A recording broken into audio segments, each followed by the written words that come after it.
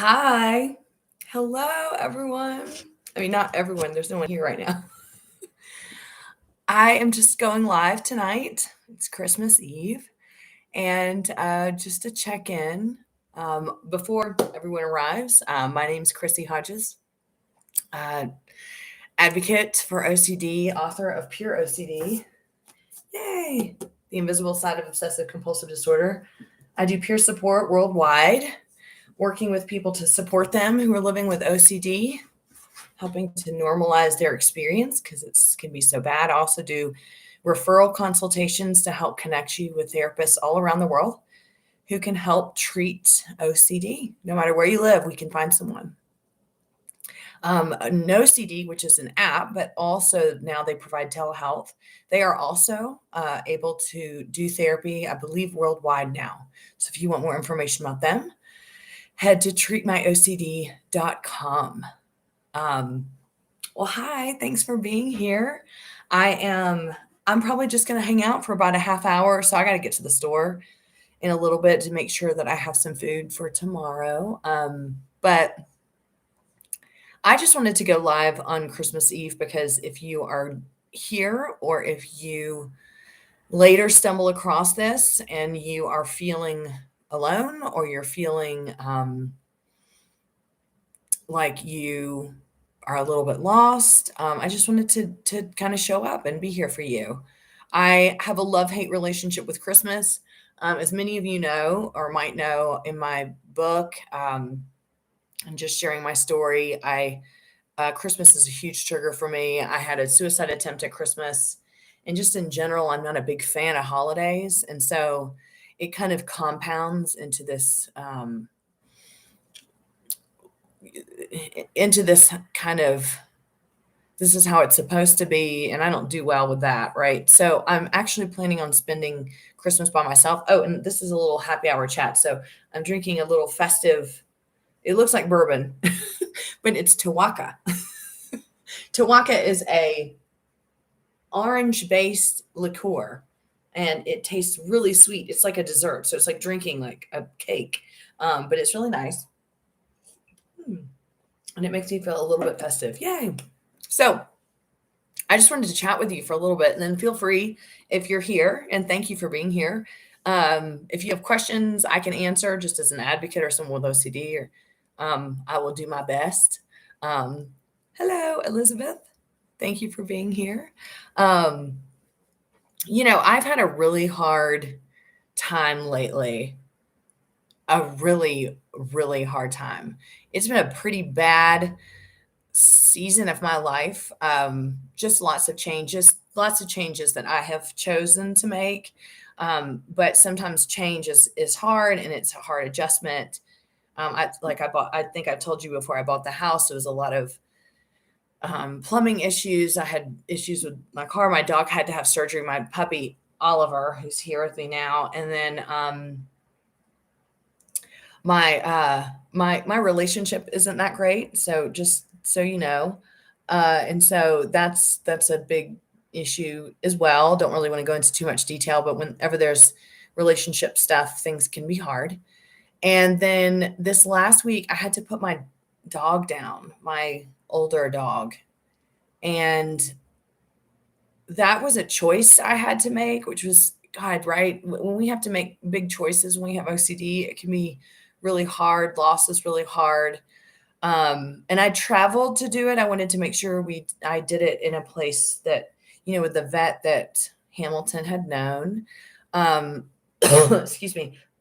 So I traveled a long way to do it, and it was in a ski town. And so there were a lot of people there, and it was a whirlwind, and I was pretty exhausted afterwards because I didn't sleep well, and having to make a tough decision to have an animal put down, even though it was the right thing. It's just this, you're always gonna think, is this the right decision? Was this the wrong decision? Could you have waited? All that.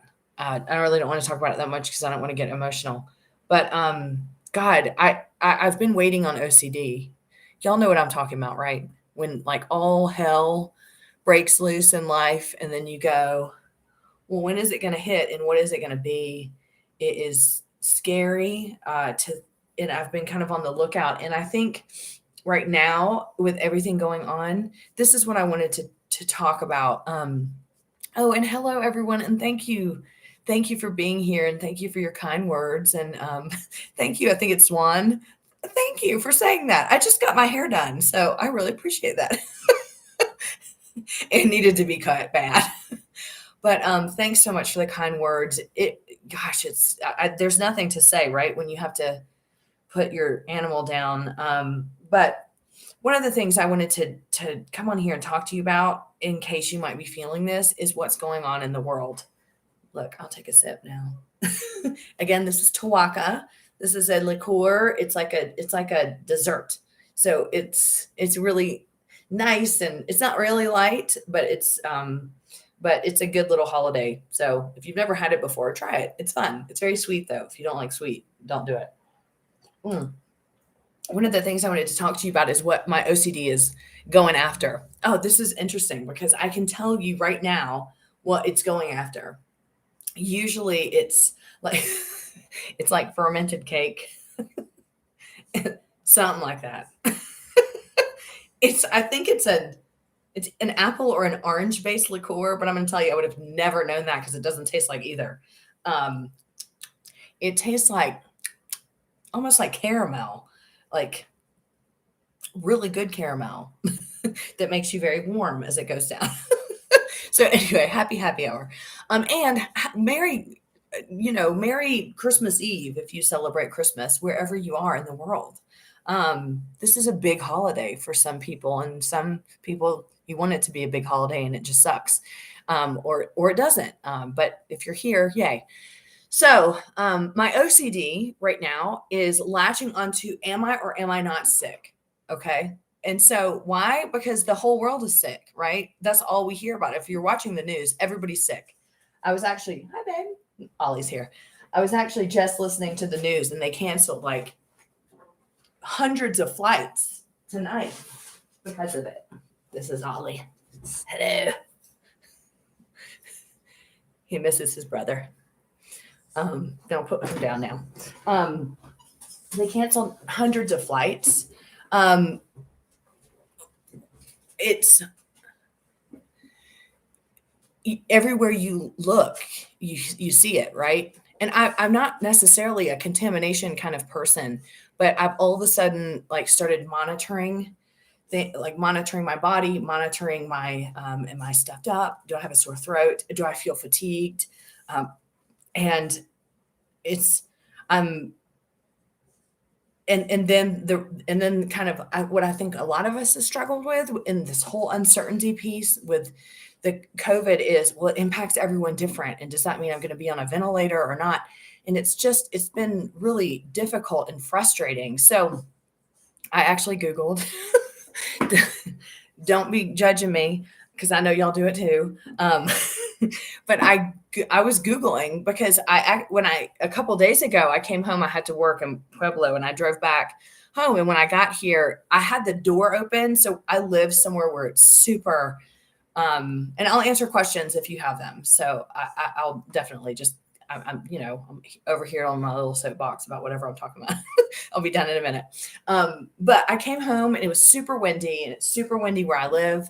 And I opened the door and I felt these big gusts of wind coming in. And all of a sudden I had this sinus, like I felt like something had gotten into my sinuses, and if you've ever had allergies, you know exactly what I'm talking about. Well, it was so bad that night. And I just went to bed and I was like, it's fine. It'll be better. And it wasn't really better in the morning. And I then became really obsessed about it. What does this mean? Can allergies feel like COVID? Yes, I Googled it. And yes, it can. But they said, of course, a fever, and then they listed all the symptoms. Well, y'all, if I haven't damn manifested half of the symptoms since I read that fucking Google, like I hate it, right? So I go on there and it's like body aches and, sore throat. So all of a sudden I'm like, do I have a sore throat? I think I do have a sore throat. I mean, in all honesty, I've sneezed so hard from this allergy shit today. Like my throat hurts from sneezing. So it's probably just that. But you know what I'm saying? It just snowballs. And you can't escape the need to know. And the problem when it comes to like illness stuff, and I've always talked about this when I like having the fear of vomit, is you can't not and I'm not comparing themes, but I've had sexual intrusive thoughts, violent intrusive thoughts, and I've also always had emetophobia, and they're vastly different. The experience is vastly different because I've always said you can't control vomit, right? I mean, you can try, but if vomit wants to come, it's going to come, right? Like if projectile vomit, you just don't stop. And so there is no choice. And sometimes you have to wait for it and think the worst case scenario. If I have sexual intrusive thoughts, I can stop myself from doing something or acting on something, which I would, don't take that as we act on our sexual intrusive thoughts. I'm just saying, like, it's not like vomit where you can't stop it, right? And so the fears with the illnesses are tough. So if you're struggling right now, I get it. We're hearing a lot of information about a lot of people being sick. I decided after I Googled all that, boom, I'm done. When people start to talk about COVID, unless they have it and they're telling me, then I'm my friends, of course I want to hear about it, but I don't want to hear anymore. I don't want to hear the symptoms. I don't want to hear how long. I don't want to get anything where my brain can latch on, right? And that's just the way it is. And I think that the stress of putting my dog down exacerbates how I'm feeling. I actually did read something appropriate when I was Googling that said allergies can kick up when your stress levels are so high. And when I look back on my life, that's the case. And that's probably what happened. So I'm just going to take a few days to myself. I'm going to binge watch TV tomorrow. I'm going to, probably get out and grab some sushi and bring it back to the house and just really try to rest. Isn't it hard to rest when you have anxiety? You think you should be doing stuff. Your brain's like, you don't deserve this. Or get up and get distracted. And so I have kind of a love-hate relationship for the next couple of days of my life because I'm forcing myself to rest. But it's needed. And I hope that whatever you're doing is needed. And I hope that whatever you're doing tomorrow or for the Christmas holiday, that you do what is good for you. I know that we have a lot of pressure from family and pressure from society on what we should be doing. And sometimes we have pressure and we get into situations or family stuff where it's toxic for us or it stirs up our OCD or our anxiety. I'm going to tell you that if you need to hear this, you don't have to do anything you don't want to do. You don't have to go to someone's house. You don't have to go to Christmas gatherings. If it's worse for you to go, then better, or just neutral. You don't have to do it. If people get mad, that's not your fault. It's not your problem, especially if you're around people that invalidate or treat you like you're less than because of what you're going through. Or if no one knows what you're going through and you feel like you have to hide it. Y'all know what I'm talking about. How hard that can be. You're just hiding things, making everybody believe that everything is okay when in reality you're really struggling. Christmas can be hard. The end of the year and the beginning of the year can be hard because sometimes it can be a reminder of what was going on last year. And if you're still suffering, or if you didn't get all the things that you wanted during the year that you thought you could do, it can turn into this judgment piece, right? And I hope that doesn't happen for you, but I wanted you to know that it is possible. And a lot of people struggle with that. I struggle with that. So here you go. You're not alone. I really struggle with that. I think back and go, why didn't I do this? Or blah, blah, blah, blah. So yeah, that's not my little message. Let me have my little sip of tuaca. I don't know what you're doing right now, but I'm being a little festive. Happy hour. I'm going to cook some chicken tonight and hang out, and let's see what y'all have to say. Who are you? Someone on here just spam. You love face. You need to get off here. with your stupid emojis. Bye. Okay. Okay, wait, I think Elizabeth had a question. If OCD anxiety isn't treated, how bad can things get? Okay, Elizabeth and everybody listening. I can't answer for everyone. I can only answer for me. And I do work doing peer support with people. So I've been able to see a lot of people's journeys. So I feel like I have a lot of information about what that can look like. The unfortunate answer to this is if it's not treated, if OCD isn't treated, it can get really bad. But I also want to say this, and many of you may be able to relate to this. We all put it off until it gets really bad.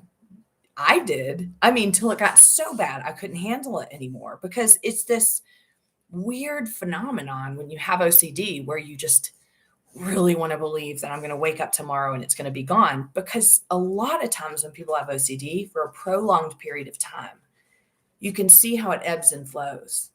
So it could be really bad for a long time, or even a short period of time, but then you kind of wake up and, oh, I don't think that stuff again. It's kind of in the back of your head. If you have that experience, sometimes you hang on to that as a rope, like, kind of your lifeline of hope, thinking at some point I'm going to wake up, this is going to be gone, I'm never going to deal with this again. And that's kind of the trickery of OCD.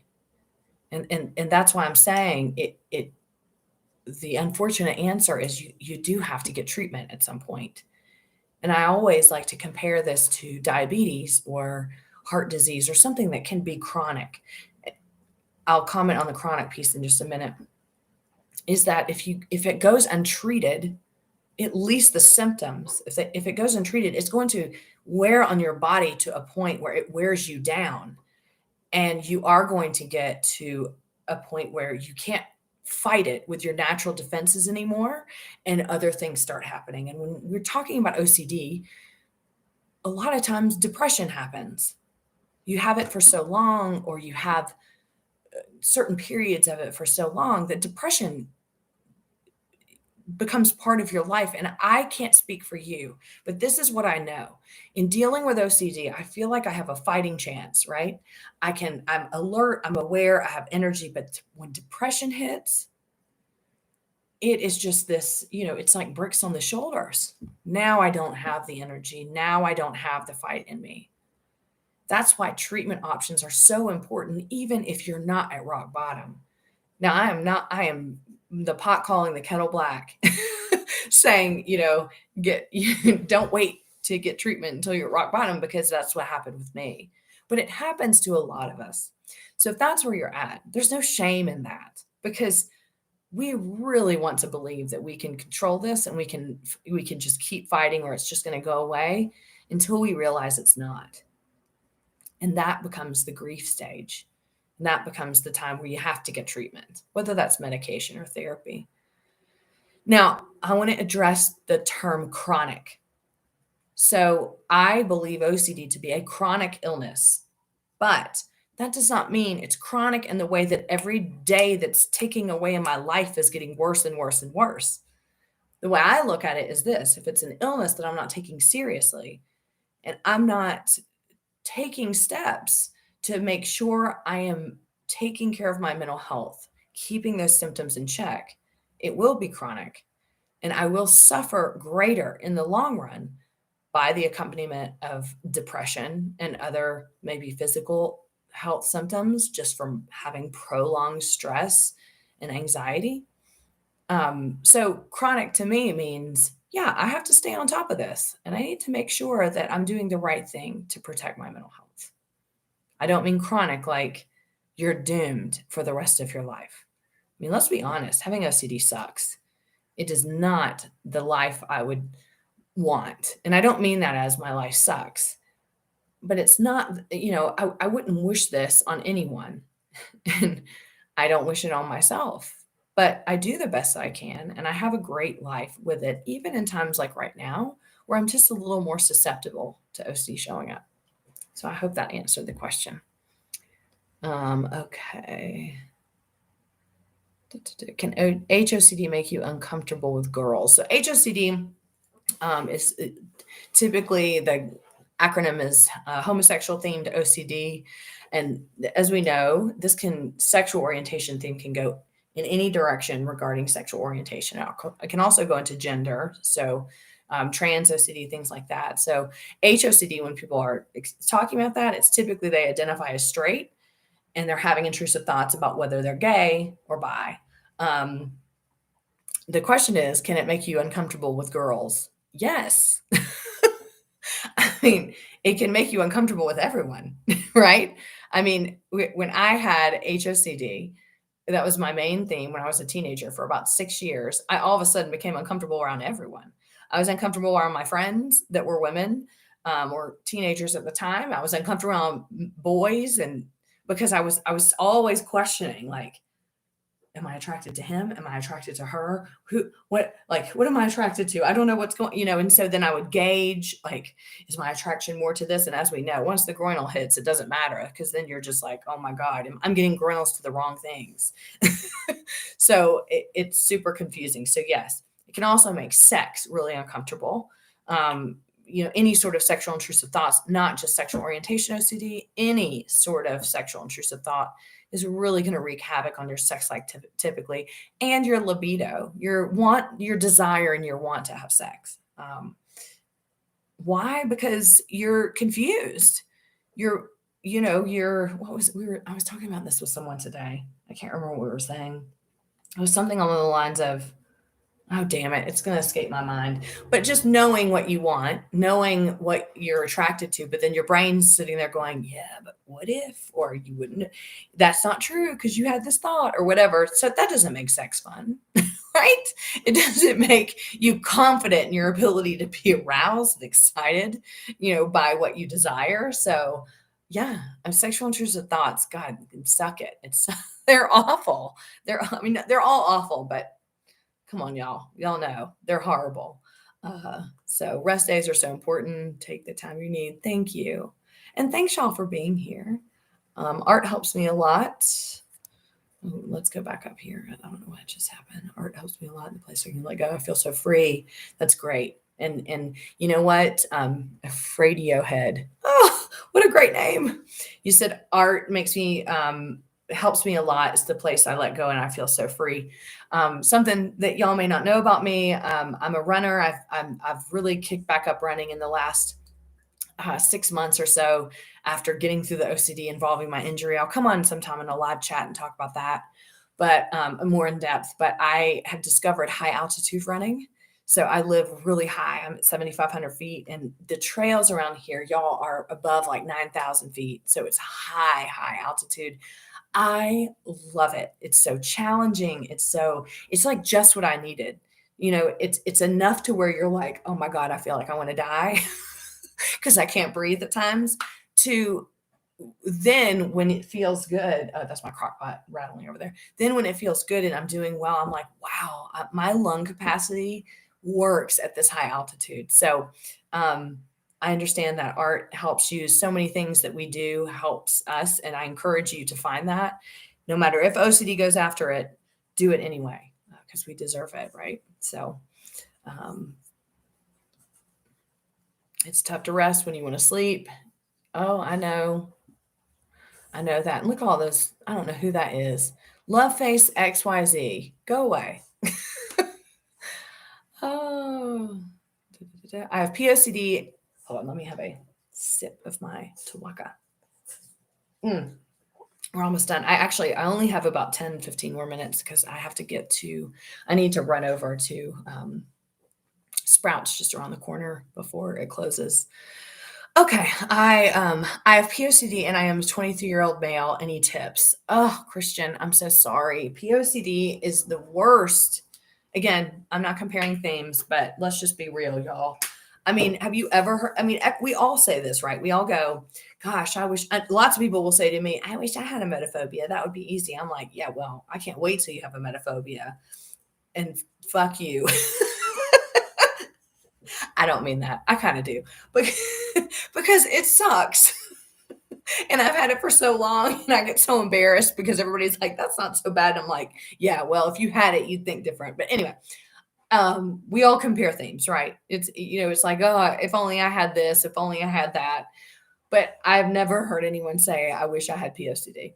Never. No. So, Christian, I am so sorry you're going through this. I will say that this is one of the most common themes I have seen everywhere. So it is, you're not alone in that. My suggestion would be to get into treatment if you can. Reach out, connect with people who have POCD. That's also a big one. You need to know you're not alone. You need to know you're not a monster, because that's what POCD tells you. You are a monster. What kind of person would have these thoughts? Yada, yada, yada. So you have to know there are so many other people that you would pass in the street and not even glance at. You would just be like, normal, everyday human. They might be struggling with POCD too. It's so important for y'all to know that you're not alone. So I hope that helps. Getting exposure response prevention therapy can help. Like I said earlier, I can help finding referrals, ChristyHodges.com. And then if you are, NoCD does telehealth, so you can go to them at treatmyocd.com. So, see, Breezy, I have POCD too. Again, I'm so sorry. It's just tough. I don't hold back. I'm naturally alone. I don't have that attachment. Right now, I'm naturally alone, want to be. Merry Christmas to you and your family. Thank you, Bunker. You too. I hope you're doing well.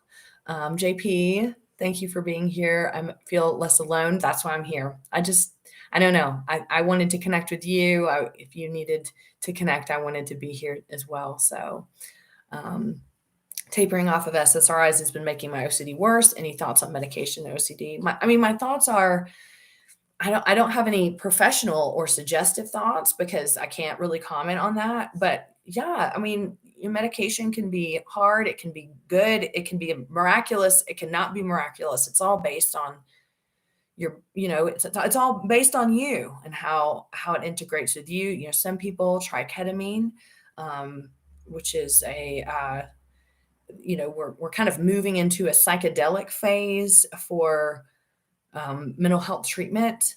Some people have a lot of luck with it. I don't know if that's something you're interested in or anybody's interested in, or if you've tried it. I kind of want to try it.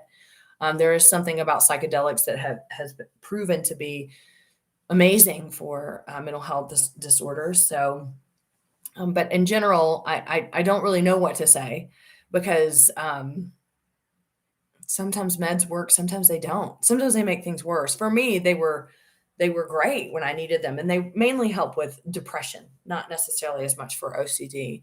And I'll use them when I need to. I probably should go on them at this point. Just I feel like I might be, headed into some tough times. I kind of already have been through, but yeah.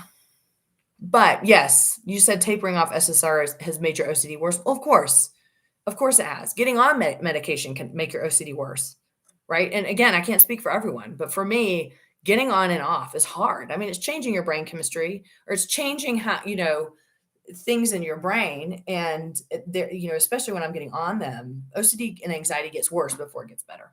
So, Naomi with real event OCD. What if things you've really done are bad and totally wrong? Shouldn't I suffer in guilt and feeling like I'm a bad person because the things I've done are truly bad? Not to blame it on OCD. Naomi, I can't answer that for you. Meaning when you're starting any sentence with should or shouldn't, you're automatically, talking about shame and guilt. Should and shouldn't is such a shaming term, right? And I don't know what you things have happened in your life. I know that I've done a lot of things that I could perseverate on with false memory or real event and go, gosh, I should suffer for this. But I also sometimes think back and go, I was 20 then, or it was only 5 years then. I'm not 25, but you know what I'm saying? Like that was only 5 years ago. And look at the difference in my life in 5 years. Would I make that decision today? No, I wouldn't, because I didn't know then what I did today. The problem with OCD in that is that it doesn't care what you've learned or how you've grown. It's just going to say you need to feel bad about this because X, Y, and Z, which means real event OCD, false memory OCD is no different than anything else. It just can, needle the shame a little bit more because then you're having to deal with something that may have been traumatic, right? Or you may have made the decision because you just didn't know better. My philosophy is like, I try not to beat myself up for things that I've done or said when I didn't know any better because I was doing the best I could at that point to survive. I hope that helps. Samir, it says, this is a random, but last night and today I spent time creating a mathematical formula for how much ribbon I need to wrap a cube or cuboid shaped present. This was on my pile of good things. That's amazing. I mean, I think, unless it's compulsive, it's not amazing. But I mean, I could never create a mathematical formula for that. In fact, my semester, next semester, hi baby, is statistics. And my math skills are next to none. And so I'm terrified and I'm scared I'm going to fail. And I got a C in undergrad in statistics. So, but anyway, I think that's so cool. Congratulations. Okay, can AOCD amplify guilt and shame for mistakes in your past that causes you to feel like no one would love or accept you? This is from Eliza. Again, like, just to kind of reemphasize what was asked earlier about the past, right? My answer is the same. It's, we all make stupid mistakes. We all do stupid things. I did really stupid shit when I was a kid and into my teenage years, right? Really stupid that I would be ashamed to tell y'all about. Like, and like as an adult, you think, why would you do that? Why would you say that? Why would you even, whatever? But I didn't know any better at the time. You also have to account into how you were raised, right? Like what you were trying to escape from, what you were surviving from. OCD is going to take all those things and run with it. That's prime. I mean, that is just prime lure, right? Like you're just going to lure you in like crazy. So, you just be really careful how much energy you can't be careful about it because if it's OCD and it latches onto that, there's not like this formula where you can turn it off. So I didn't mean it that way. But just understand that that's part of OCD and that there's really no difference in that. And then having an intrusive thought about your sexual orientation, right? Which is right now in the present moment, you're trying to figure out, or, whether or not you're like I was talking about earlier, am I sick? Do I have symptoms of something? So trying to look at it that way instead of I have to figure this out or else. And also when we remember things, we're always remembering them different. And when OCD attacks it, we're never going to remember it the way that it really happened. And that might trigger you. And I don't mean it that way, but like you're going to be remembering it differently to try to prove things. And there's just no possible way because OCD is always going to lead you in the direction that's going to prove that you should feel shame and guilt. Okay, I just have a few more minutes, and also I think my computer's gonna die. So I don't. Where did I go? Here we go. Hold on. Okay, my partner is suffering with negative thoughts about me or us. We were considering relationship goals, ended up super distant because of her negative thinking. Is there anything we can fix this? I think both of you going to therapy. You participating in therapy, you're here, you're taking the time to understand the thoughts, right? Or like, and what they mean and what OCD means. I mean, you're doing the right thing, and then getting some therapist support. The only thing I can really say is, for support systems, partners, family members, it's so hard to wrap your head around. Like, why can't you just not think that? Or why can't you just be different? And I don't mean that as a projection, but just like, why can't you just not believe that? Well, we wish we could. There's nothing we wish more than that solution being that easy. But we can't. And it's so the shame and the guilt that we have in wishing other people understood is pretty devastating. So you're doing the right things. Learn as much as you can, understand it's not her fault, and try to go to therapy as well to learn tools and to learn about the process of getting better. Because once you understand that process and you see it getting better, you kind of behaviorally understand it too, which is really cool.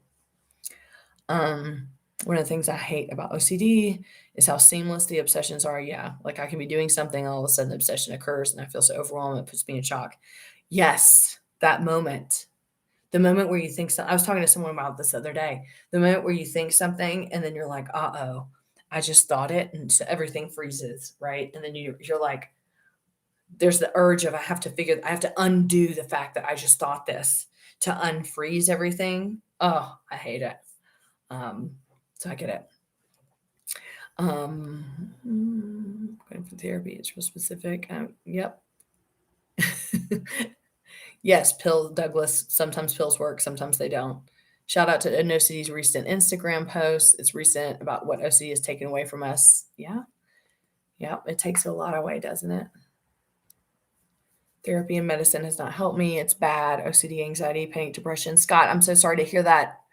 All I can say is keep trying. Sometimes a different therapist can help, a different, methodology can help, a different way of approaching ERP can help. Don't give up. A great, doctor, oh, you're all right. He's like grunting at me because he wants food. But, sometimes Dr. Stephen Phillipson Center has a bunch of different people that work with OCD, and they'll work with people all over the world. Just keep trying. Recovery is, we can also get mixed up in what we think recovery should be.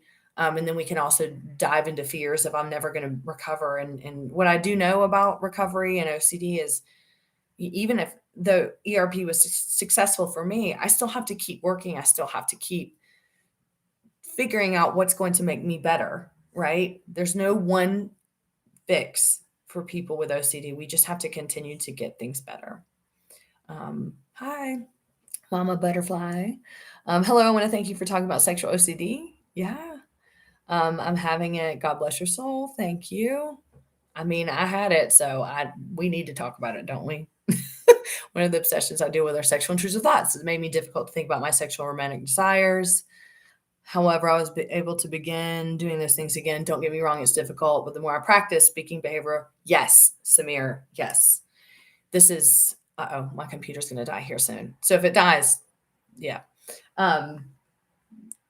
Avoidance is bad. When we avoid, we're missing out on life. And that's one of the hardest things about OCD is it's telling us there's danger, don't do something, especially when it comes to sex with intrusive thoughts. We need to, make a plan on how to start getting out of the avoidance behavior. I'm a big avoider. It's one of my biggest compulsions, and it can be devastating. And I've missed out on a lot of things in life because of it. I try to push into the avoidance though, even though I know it's going to be uncomfortable. So please save the live. I am. It should post on my YouTube after this. Just a few more questions.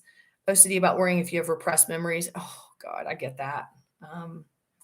A lot of that is like false memories and things like that.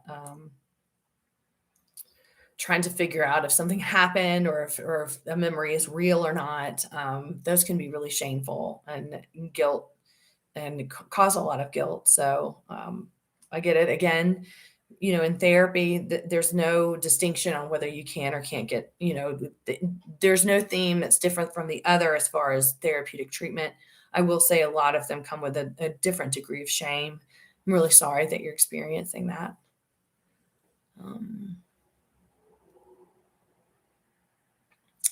What's your Instagram again? I'm at Pure O Chrissy, Pure O Chrissy, CHRISSIE. And is it OCD if when you're driving, you see a woman jogging, be like, oh, keep going, sister, or like stop right there. And others have this inner dialogue and saying you need to go in reverse. I don't know. I don't know what that means, Douglas.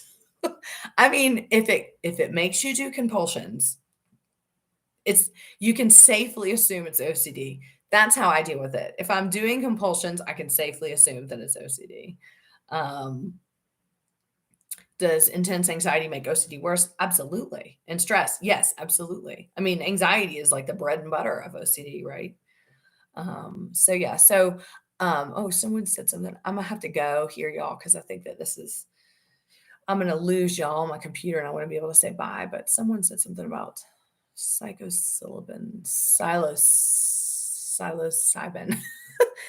I've also tried it for OCD. It showed me I'm not in control of my thoughts. The brain is a computer and thoughts are random. I have nothing to do with it. And I mean, I'm seeing Breezy. Thank you for sharing that. Again, like, with the next generation of treatment for OCD and most mental illnesses is interestingly enough going to be psychedelics. So check out some of the research that's come out. They've had a lot of trials. I am going to go. I'm sorry I didn't get to all your questions. I'm running out of time, but I also need to get to the store before it closes. But I hope that you enjoyed hanging out with me tonight. I certainly am glad that I came on. I'm going to have a really low-key weekend of doing nothing. Part of me is excited. Part of me is really scared. I'm scared of being lonely. I'm scared of feeling isolated. I'm scared that my brain's going to take over. And I'm scared I'm not going to have a good time, because that's what OCD does, right? It threatens to ruin things for us. But you know what? Do what you need to do this holiday weekend, whether that's spend time with yourself or take time for yourself if you are going to be with people, or if you're going somewhere and you're dreading it, you're already having anxiety, make a plan beforehand for when things do happen that are not to your benefit. You can plan ahead of time. It's not a precursor to making bad things happen, because typically, if shit's going to hit the fan, right? We all do when we're visiting people. But one of the things that we can do is you're not bringing on the anxiety by making a plan on what to do if and when it hits. In fact, then you know exactly what to do. You know exactly where to go, who to call. So you are more in control of the experience. I hope wherever you are at this weekend that you are taking care of yourself, and that you know that you're worthy and deserving, no matter what you and I go through with OCD, which tells us that we're not. A very, very happy holiday to you all. If I don't see you before then, Happy New Year. You will see me in 2022. Look, my OCD just told me, unless you die this week. It was like, don't tell them you'll see them, because then what if you don't? You can't fulfill that promise. If you're looking for peer support or referral consultations, head on over to ChrissyHodges.com, shoot me an email, and let's get something on the schedule. I'd love to meet you. Anyway, take good care of yourself, and I will see you here soon. Bye.